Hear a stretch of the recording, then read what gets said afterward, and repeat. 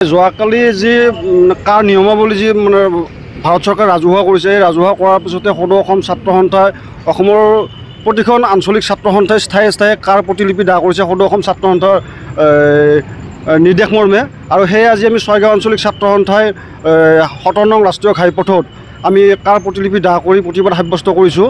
আৰু আজি নিশাৰ ভাগত জিলা সদৰ কামৰূপ জিলা সদৰত জোৰ সমদল কাৰ্যসূচী আছে, সেই কাৰ্যসূচীটো আমি দলে বলে যোগদান কৰিম।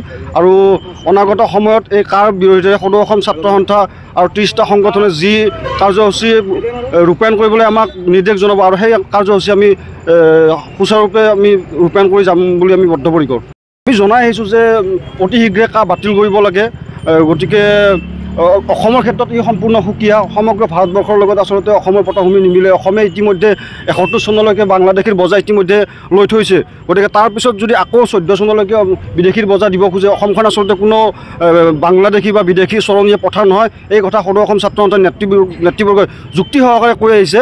ইতিমধ্যে কা আইনখনৰ বিৰোধিতাৰে আমাৰ উচ্চতম ন্যায়ালয়তো তাৰ কেছ চলি আছে। গতিকে আমি তাৰ ৰায়দানলৈকেও আমি কিছু বাট চাইছোঁ। গতিকে আমাৰ ৰাজপথৰ সংগ্ৰাম আৰু আইনী যুঁজ এই সমান্তৰালভাৱে চলি যাব।